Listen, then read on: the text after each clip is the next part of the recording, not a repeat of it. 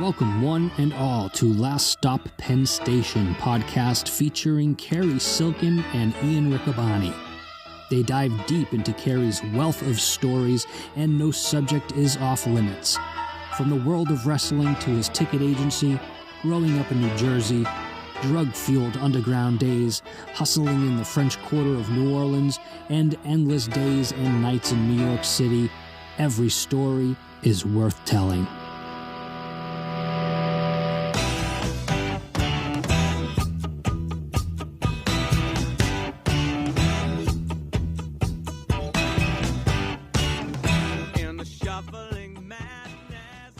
Well, thanks for joining us once again, everybody. It is episode 5, season 2, Last Stop Penn Station. I'm Ian Riccaboni. I'm joined by our guest of honor, Cary Silkin. Cary, doomed relationship. I've been thinking about this all week. You gave us a teaser coming out.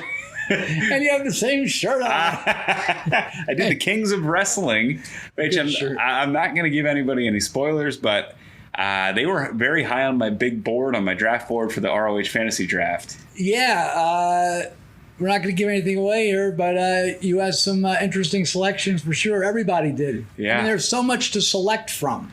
Right. It's so many eras and some names that slipped through the cracks, some former world champions that went a little later than I thought they would. What about Jushin Liger? Yeah, that was kind of a shocker. Yeah, and Kenta was another name that popped up, and you know those are the kind of folks that we've drafted, and you'll have to see who went number 1, whether it was Samoa Joe, Bryan Danielson, Jay Lethal, Adam Cole, Matt Taven, Jay Briscoe, Mark Briscoe, Nigel. I mean, there's so many. Austin Aries. The first 2-time champion. It's hard to ignore him. So you'll have to check that out. Ring of Honor social media, youtube.com/Ring of Honor. Cary, you are an excellent commissioner. Oh, thank you. It was a lot of fun. And please, there's a lot of good stuff going on. So with the Ring of Honor social media right now, between the various releases of matches that haven't been seen in years. Yeah. Along with Quinn's show. Quinn's great. Quinn is on another level. The week by week show, absolutely. And the happy hour with the Beer City with the bouncers, yeah. And the great roundtable that we did. If you haven't checked that out. That was good. Please go see that. It's a discussion on race and racism in professional wrestling. Caprice Coleman, Jay Lethal, Shane Taylor, Kenny King, and Jonathan Gresham. Yeah, it's nice to have some serious stuff also. We don't want to. Everyone's going through a tough time right now, but it's important to look at a lot of these social issues, and I'm really glad that you did that, and all the guys that participated in it. It's very important. Yeah, really proud of that. Some great relationships there that we're building within Ring of Honor. But when we talk about relationships, you mentioned a doomed relationship. You have me hanging on a cliff here. Well, there was a road trip and a doomed relationship. And it was one of those things. I mean, we talked last time about some of this Cranford stuff, and I graduated high school barely, and how many of us graduated? You see, back then, I don't know how your high school was, or AJ, I don't know how yours was, but back then, you could basically, I mentioned that the 11th and 12th grade was the only time all the kids were together. Mm-hmm. Now, they're talking about 1973 and 1974 here. And we're talking about the primary drugs. Did everyone use? No, but more than 50% of the kids. Wow. And it was mainly marijuana and some psychedelics thrown in. But what I was getting to was, and they had a smoking area. Really? In the high school. You too, AJ? They have one? Yeah. And wow, okay. It was just like a courtyard, but it was for cigarettes. Yeah. But the one we had in 1973 and 74, it was like, being in Marrakesh. There was no policing. no cameras, no monitoring by various school officials. Mm-hmm. It was like sort of like what was going on in Seattle, and they had that open zone. Yeah. And no one bothered you. I remember one time the very liberal Mr. I don't know what his first name was, but the principal, Mr. Mandel, Cranford High School principal. He didn't say much, but there was like that speaker system that went through, the all the classes, mm-hmm. and. Before I tell you what Mr. Mandel said, my point was going to be that they didn't monitor. Not only did they not monitor the smoking area, they didn't monitor if you hi lamb chop. They didn't monitor if you took off from school. So in other words, you could just skip school, mm-hmm. and no one would call home. You didn't have to bring a note. Wow. You just, or if you decided you wanted to go to wanted not to go to a class, you just didn't go. It's like, it was insane. But anyway, one time Mr. Mandel got on the PA system, and it was probably towards the end of the day, and or maybe it was after lunch, and it was like this kind of tone. He's like, I like this guy already. We probably have the most liberal smoking area policy in the county. No, the state. Maybe in the world. And you guys are taking advantage of it. If you want the thing shut down. But, they anything went. I managed to graduate and move on to Union College, community college, doing nothing, majoring in joint rolling and pinball. But anyway, to my story, I had my girlfriend Diane, my first true love, that went south, and I met this girl Chris. I can't for the life of me remember her last name. I was trying all day. But Chris, cute, nice girl. Anyway, we had your classic. Now, she was a year, I had graduated. Okay. And she was still in high school. Gotcha. So we had the classic summer romance. And I remember one time going to a central, they used to have the concerts at Woolman's Skating Rink. It was the Schaefer Music Festival. Okay. And we went to see, who did Frampton play? It was James Gang. Was he in the James Gang? Frampton? Frampton's Camel? He was in Frampton's Camel. He was in the 30 Days in the Hole, Humble Pie also. Well, it was like Frampton's Camel, mm-hmm. and the James Gang. Mm-hmm. Walk Away. Oh, yeah. Right? And anyway, we had a nice summer romance, and she was a nice girl, cute. Oh, it seems like I just remember like it was yesterday. But the problem was, and this is why I say it was doomed. The problem was she was going to college, and she was going to the University of Greenville in Greenville, Tennessee. Oh. Not that that's wherever she was going, if it was going to be out of the area of me seeing her, that's where the problem came in. Right. So we had vowed, we made solemn vows to each other to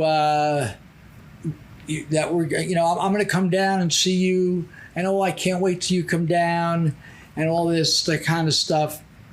And I had made plans, and aforementioned in the last episode about that crazy party at my parents' house, my friend Dale, he agreed to accompany me on this road trip to go see Chris. Now, we'd spoken on the... Now, here's another case where if there was modern day social media or communication, this kind of... See, it might have saved me from a messed up situation, but yet you wouldn't get a great story like I'm going to tell you.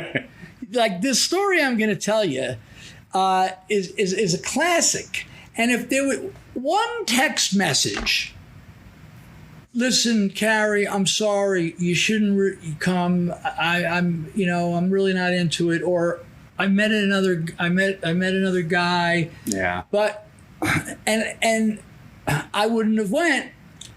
But even though the relationship part of it was getting there for this disappointment, which it's leading to, but the rest of the story of the whole trip and what happened makes up a classic story. I hope that AJ's 18-year-old kid and your two young kids get to not to necessarily experience what I'm going to tell you, but get to we speak about this all the time on this podcast. Like, people have to interact with each other, or else how do you get any stories? How do you get any personalities? I was listening to our old friend Jim Cornette.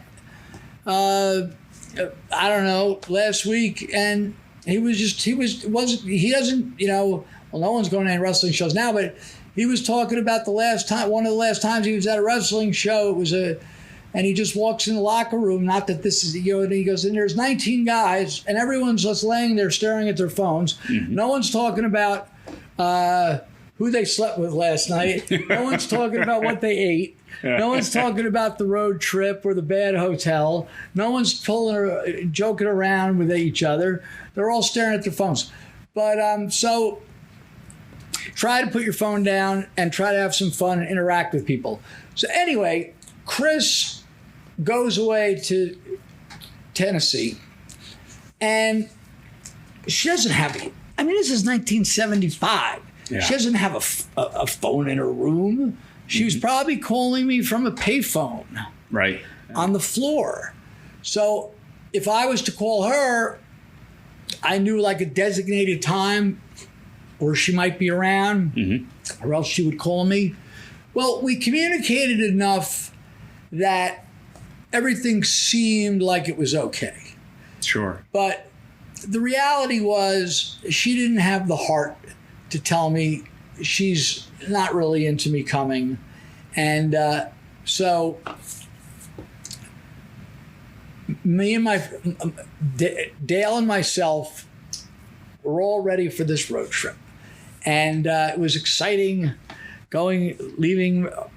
We stocked up on his, this is pre-cocaine days, so thank God. So we stocked up on, we're going to go down to this college and we're going to bring this weed, we had good weed, and we could press these kids, her friends and blah, blah, blah.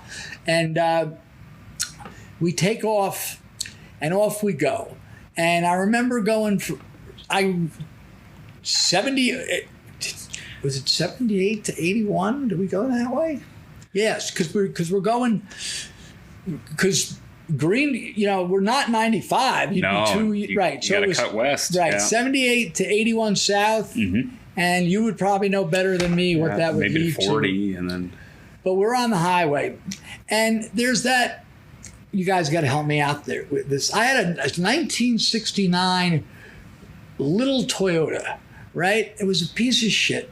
And what's that? There's a Skyline Drive kind of thing. Is that what it's called? In Virginia? Goes through like the Appalachian Mountains. Yeah, it's beautiful. Shenandoah gets you through Roanoke. Yeah. So, we knew enough to, let's go check this out. This would be really cool. Mm-hmm. And we did. Unfortunately, the car, unbeknownst to us, was on its last legs. And so we go through the beautiful Shenandoahs. Now, we must have left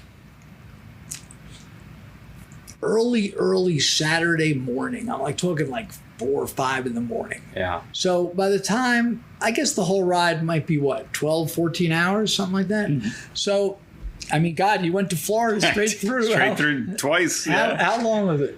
Florida was about 15 straight through. That's stopping with kids and potty breaks. And oh, that's fat. That's amazing. I've done it about 13 and a half. Well, so it wasn't that far to Greenville. Maybe it was 10 hours. But anyway, we left. It's about 12. All right, 13. So we leave. We do the detour.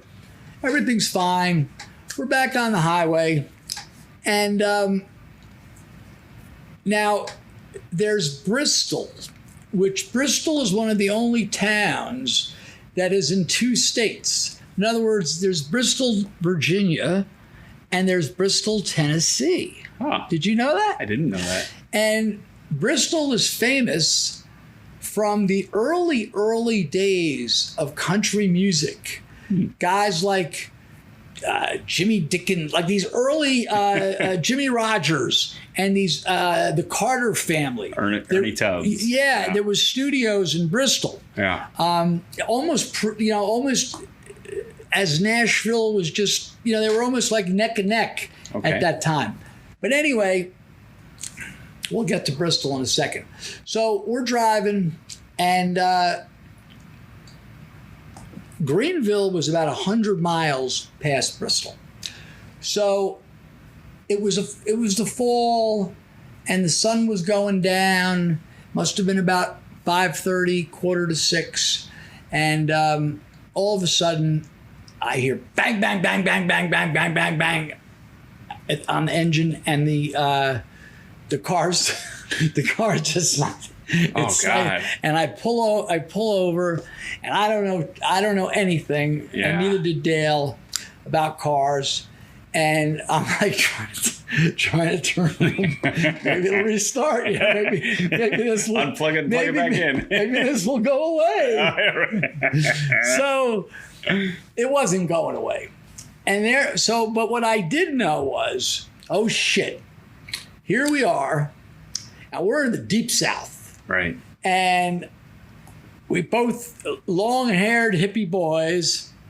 I know some of the people that know me from Ring of Honor find that hard to imagine, but yes.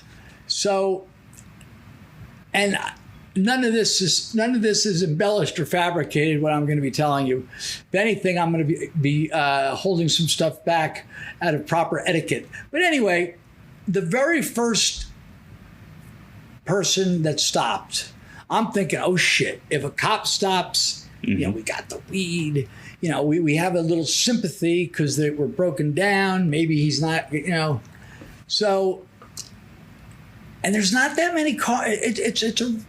I don't know what road it is, but there's not tons of cars going by, and an occasional truck, and we're like, geez, what are we going to do? You don't have a cell phone. Yeah. Right? Well, all of a sudden, I see 2 headlights, and they pull behind us. And looking in the rearview mirror, it was your classic. Oh, actually, wait a minute. The guy pulled in front of us, and it was your classic pickup truck with the Confederate flag to boot. Oh. Gun racks. Wow. With guns. Oh, geez. And the guy gets out of the car. Now I'm 19, Dale's 19-ish, and this guy, he must have been in his mid to late 30s, and baseball cap, mustache, and he comes up to the car, and the very first words out of his mouth, he says, and I step out of the car. I go, oh, thanks for stopping, sir. He goes, do you know that a car broke down here last week and the 2 people that were in it were killed? That was his opening line. Oh, my God. I'm like, how are you? And I'm like, oh, no. He's like, he goes, let me, why he didn't say hello and then tell us that. Then he says, he goes, where are you guys going? I said, well, my girlfriend's going to school in Greenville. He goes, is the car turning on? He goes, let me look at it. I go, okay, thank you. And he looks at, he opened the hood. He goes, the engine's blown. It blew a rod. I'm like, I don't know what to do. He says, well, I'm going to help you out. And this guy's very ominous. So he says, look, once again, this is Saturday night, like around 6 o'clock. It's starting to get dark out. He goes, look, I got a friend of mine who's got a tow truck. And one of you could come with me. He's in Bristol. Now, it was still like 20 miles to Bristol and 100 miles to Greenville. Yeah. So he goes, we could go to Bristol to my friend. This is just assuming the guy's there. Right. Yeah. With the tow truck. Why don't you stay with the car? We'll get him. He'll come back. We'll come back. He'll tow the car into Bristol. And then there's a Toyota dealer in town, and he'll bring it there on Monday. And then I'll bring you guys to the bus station, and you could grab a bus to Greenville. Well, this all sounded okay. Yeah. But now, he says, so why don't you come with me, and why don't you stay with the car? Now, who's ever staying with the car, if a cop stops, and who wants to go with this guy? Right. But I was like, the guy had enough swagger. I don't know if that's the right word. It wasn't a con. He was... He's trustworthy enough? Trustworthy. There you go. Thank you. That I was like, all right, I'll go with you. And Dale, you cool waiting here? He goes, yeah. So I just say, look, be careful. Yeah. So I get in the guy's truck, and the guy said, as we pull away, the guy says to me, listen, I don't give a shit. He goes, I used to be a Tennessee State cop. He goes, I retired a couple of years ago. He goes, I don't care. He goes, but I'm telling you one thing. And we were still in Virginia. He goes, if the state trooper pulls behind your friend with that hair, he goes, he's going to tear that car apart. I hope you guys don't have anything. And I was like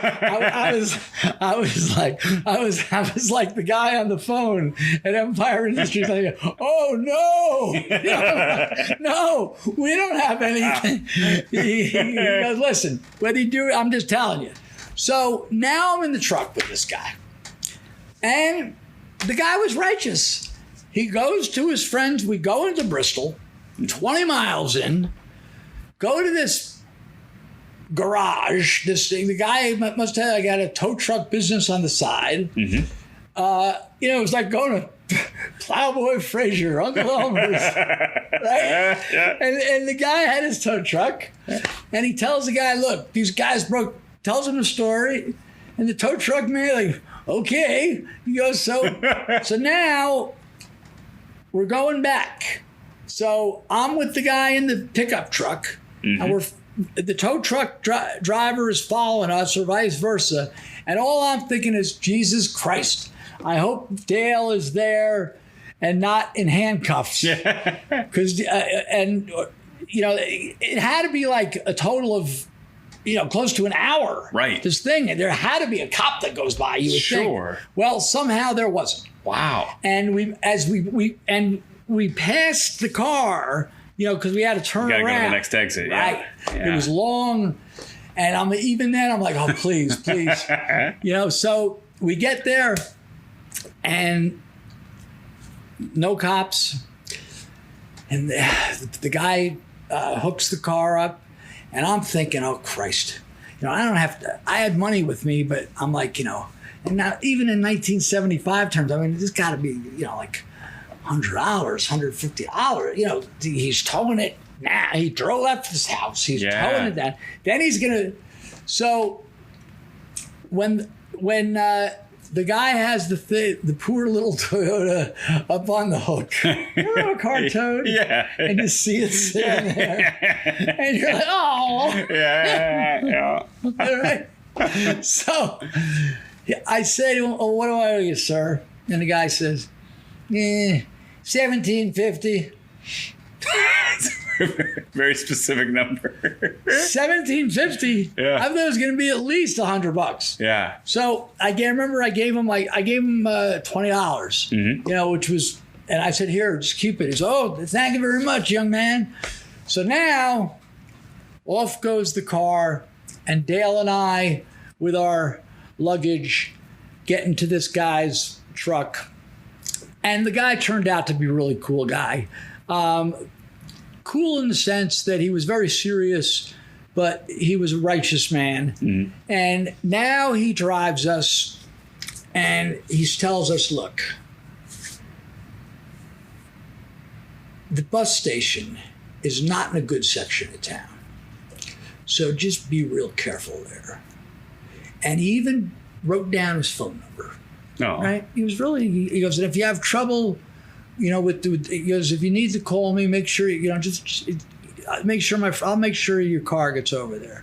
He didn't ask for any money, and so now we go into Bristol. It's like 8:00 at night by the time all this has, and we go into this neighborhood, and just like in Allentown, the bus stations aren't in the greatest neighborhoods. And Allentown's a tricky spot. It's right. Yeah. It's just the way it is. Anyway, in most towns.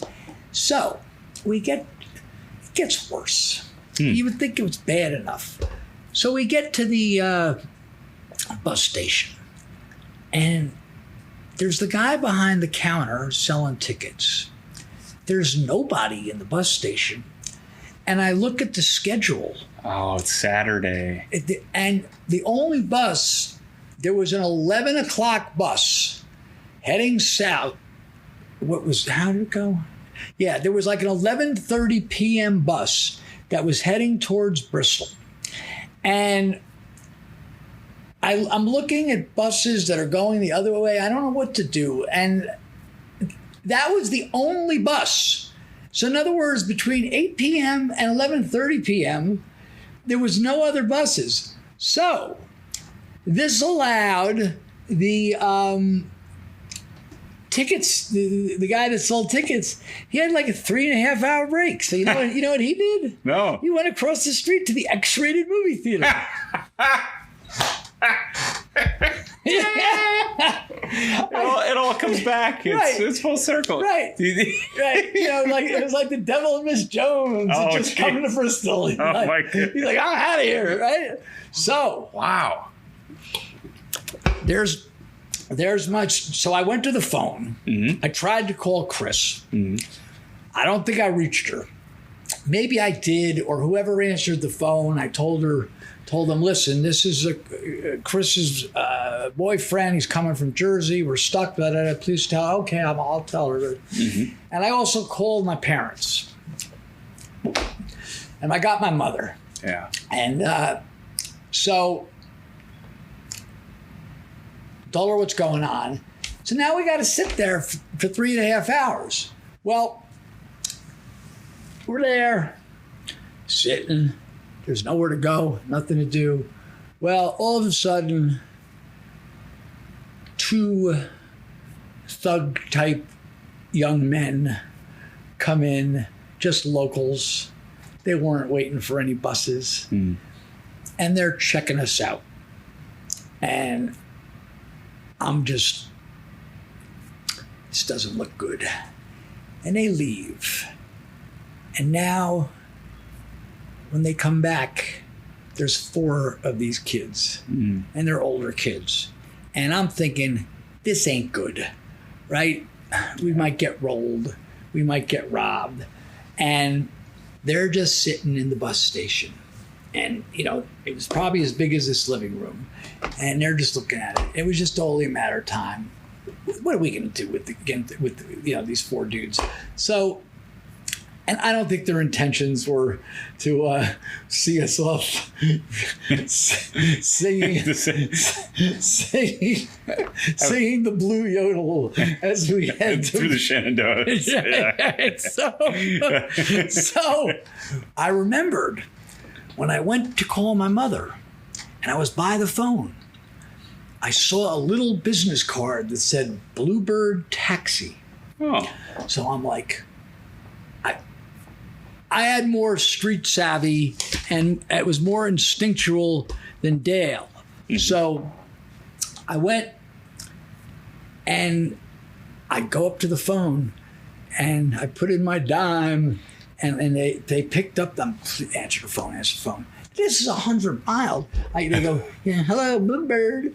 I'm like, hey, I'm at the Bristol bus station. How much is it? I said, I got to go to Greenville, Tennessee. And they're like, okay, that'd be $30.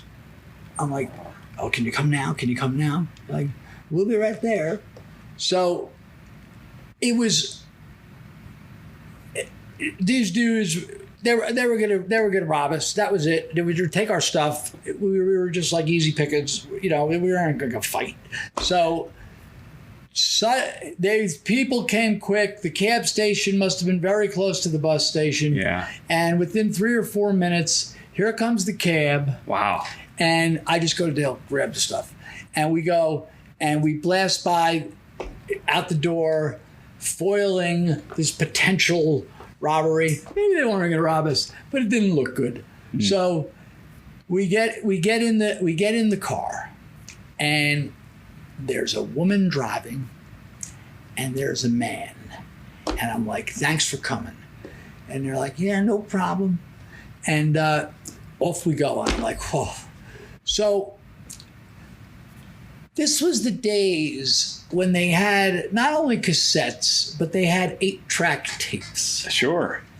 Now, an 8-track tape, it was the silliest thing. If you think, have you ever used one? Yeah, it doesn't rewind.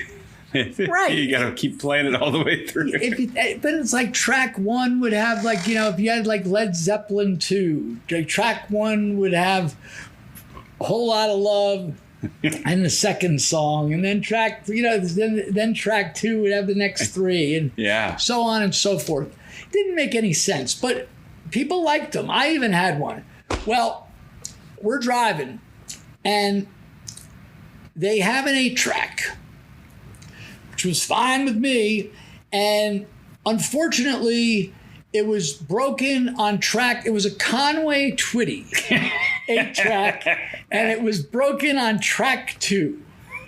So there was 3 Conway Twitty songs playing over and over and over and over, which was fine with me.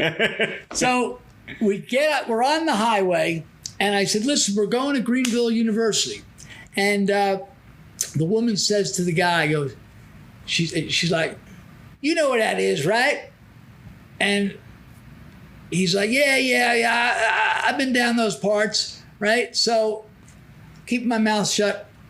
The lady turns around and goes, you boys mind if we stop and get some beer? And I'm like, no, which we didn't. Yeah. And they pulled us someplace. I remember because we were drinking with them. It was well, why not? It was the great Miller High Life. And the champagne of bottled beers, as it was known, right? And they had quarts, right? They got like 6. They got like 6 quarts. So we're driving. Wait, she was drinking too. She was drinking. Oh God, just drinking. Oh Jesus. Right. So we're driving, and now don't forget. Now it's like. It must have been between the time we got to the bus station and then it came, it's getting late. Mm-hmm. And the lady starts saying, we got like a 100-mile ride.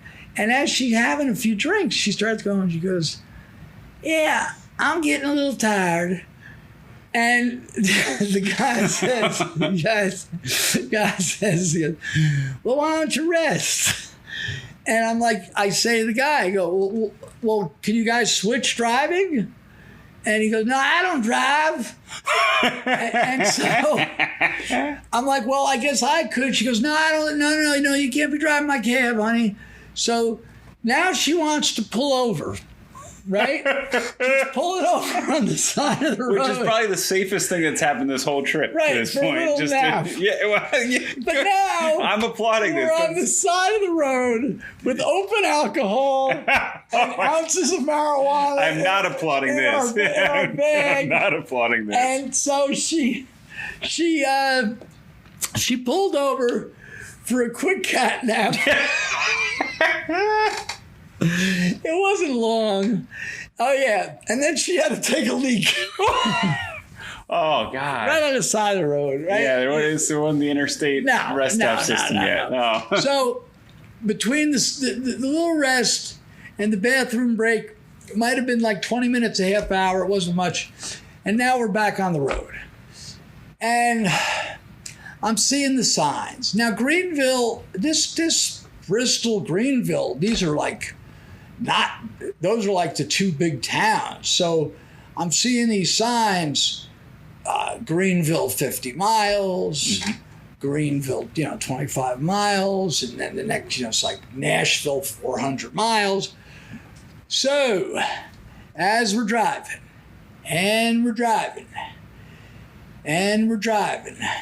I'm starting to see signs like Bristol next 3 exits, and I said, I think we're coming up on it, and the woman says, the guy goes, you've been down these parts before, what exit you think I take? They're talking to each other, right? Well, I see the sign that says, because these exits are coming fairly quickly now. Sure. Greenville University next exit. Okay. So, and the guy says to the woman, he goes, I know it's around here somewhere. Well, they pass it. Oh. And I realize they're illiterate. Oh. They couldn't read. Wow. Yeah. So I politely said, excuse me, I think we passed it. I think you got to turn around. Yeah. And go to the next exit, which we did.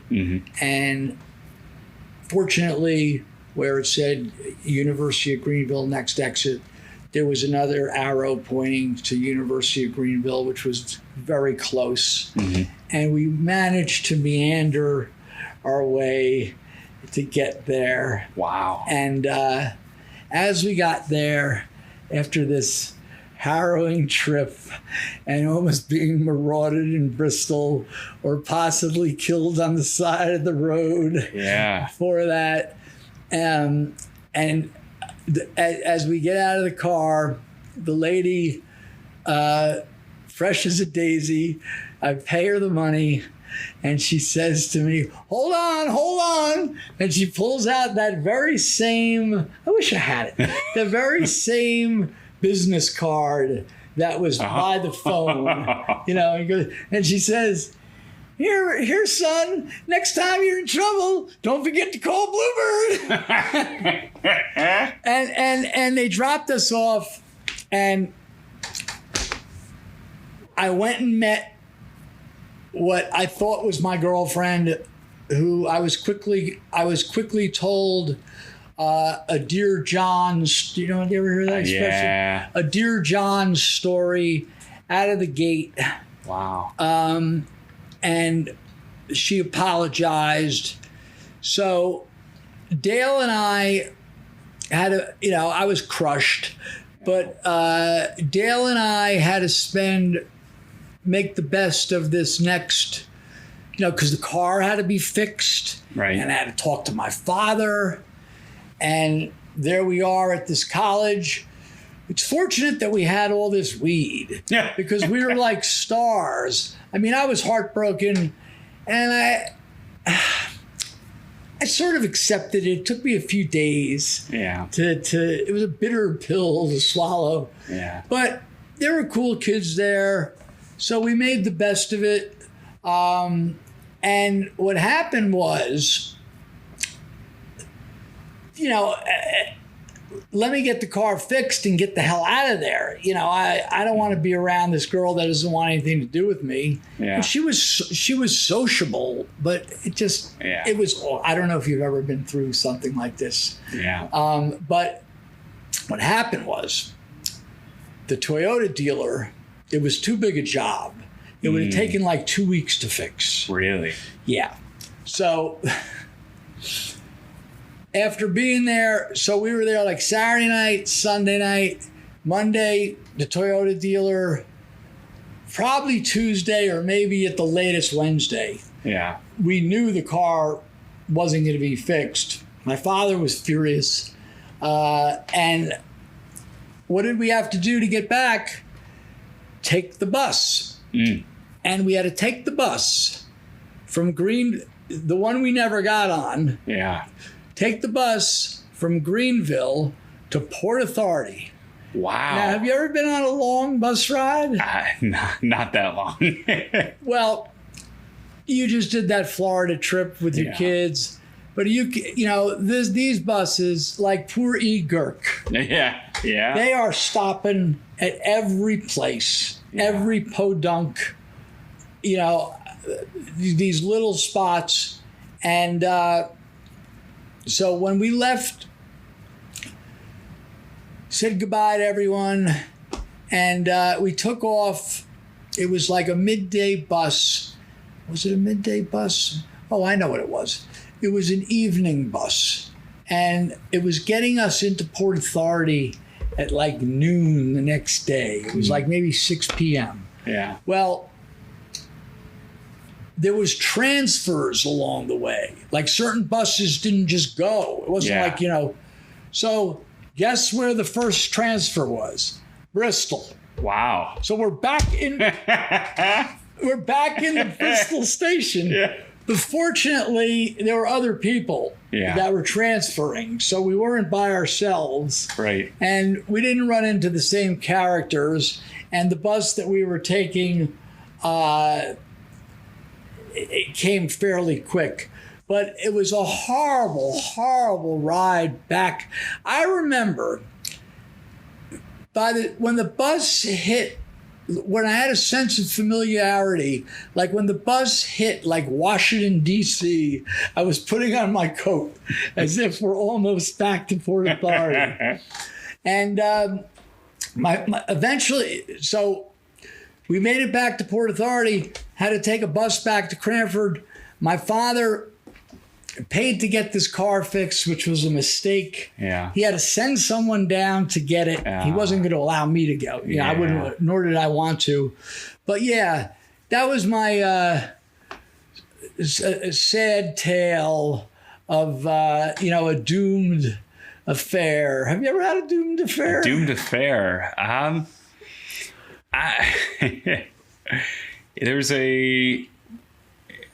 I took a man to prom in high school, and I was very much into this person. Their transition to becoming a man was documented on the Vice channel. So I very much enjoyed the company of this person. Was it a woman becoming a man? It was the transition from a woman to a man, yeah. And, okay. I still keep in contact with this person, and he's wonderful. But it just wasn't meant to be. It was they identify as a man, and they enjoy the company of women. So yeah, it just wasn't meant to be. We had this might have given you a whole different path in life. Right. Great friend. I do love to be around him, but just it didn't work out that way. So now I get to interview. So this had to be.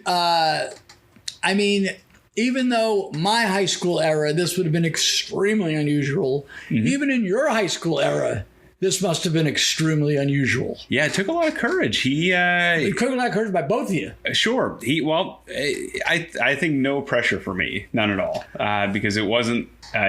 He hadn't identified as a man yet, and did he look like a? He's very handsome. He is very, very handsome. What would your friends say? Like, dude, are you gay? Or no. Someone had to say something. At the time, they hadn't come out yet. Okay. And in terms of kind of conformity, gender conformity, they were very much at least outwardly identifying as a woman. Okay. So gotcha. Yeah, this was a later transition, at least from high school. It was past high school, but he's, I wish I kept in further contact with him more so than I have now. But that was probably one that was doomed, I'd say, because he enjoys the company of women. Yeah, they say there's some, I don't know, Henry Miller, one of these great authors. Unrequited love is the greatest love of all. When you know you can't have it, Yeah. But yet you really love someone or even lust after someone. Right. But it's just not going to happen. Sort of like those hockey players in Chicago, which the great Christopher Daniels was a witness to, which is a story that we may or may not ever tell. I'll tell you one thing, though. You mentioned social media.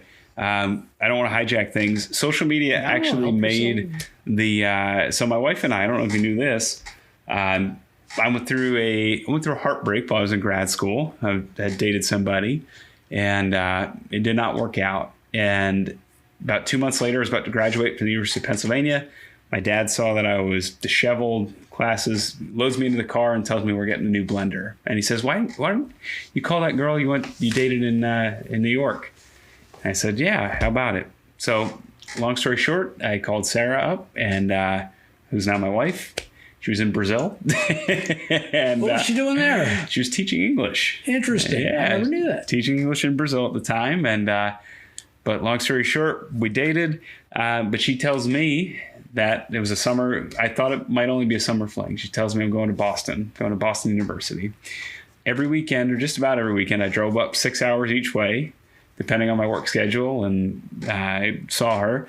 And what made it easier was social media, because we were able to text pictures to each other. We were able to, video calling wasn't a thing yet, but you could do video Skype, so you could kind of talk to people with video camera.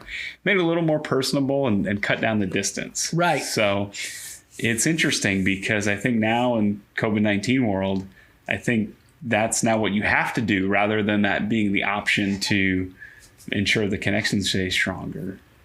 Yeah, absolutely. These the people that are looking to hook up. Right. It's like there's I'm sure it's going on.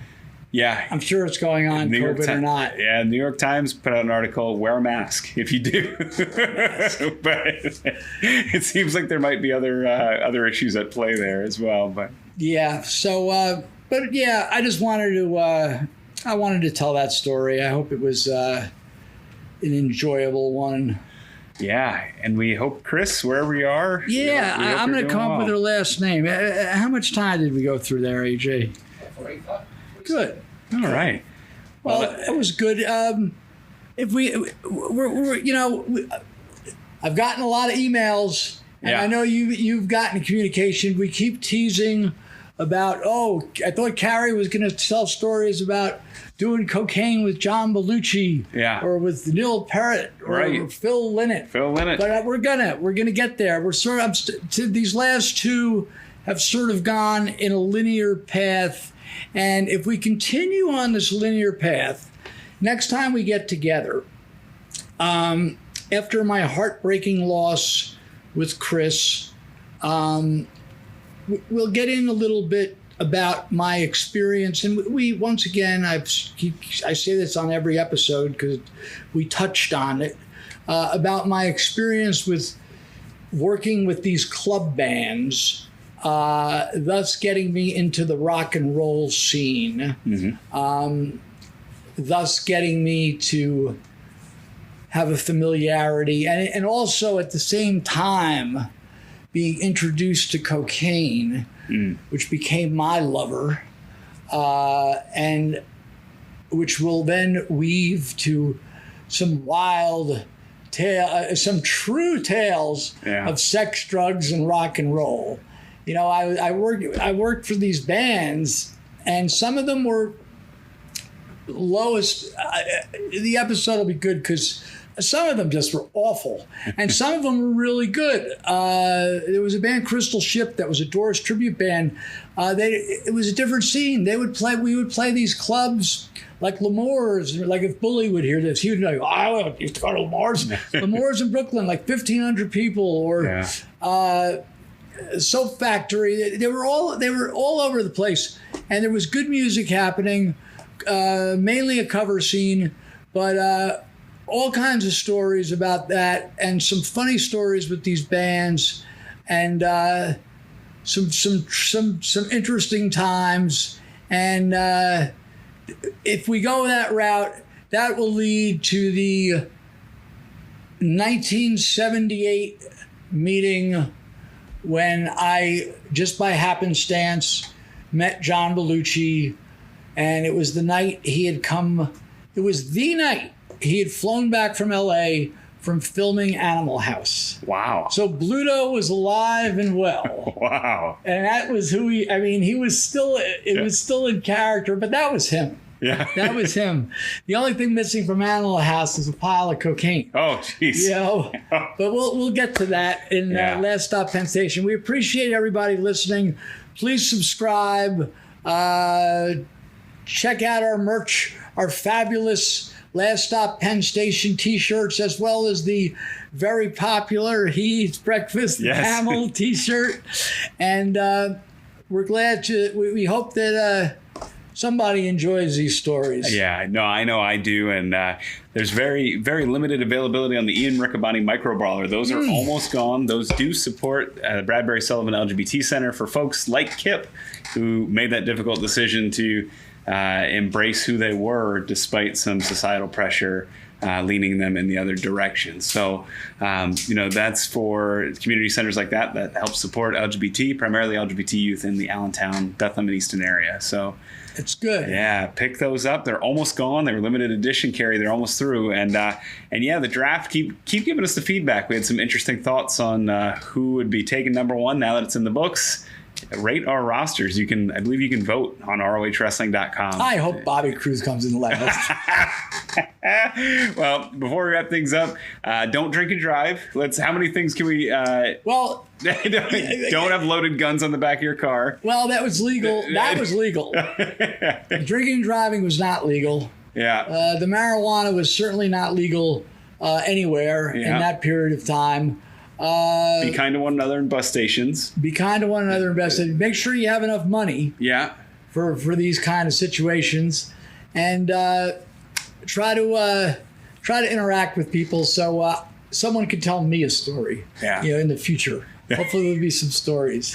Well, we've teased a couple good ones coming up on the next couple of episodes, even if we never get to that hockey rink story, Cary. Oh. So for Cary Silk and I'm Ian Riccaboni, this has been Last Stop Penn Station. Happy wrestling, everybody. Thanks for listening.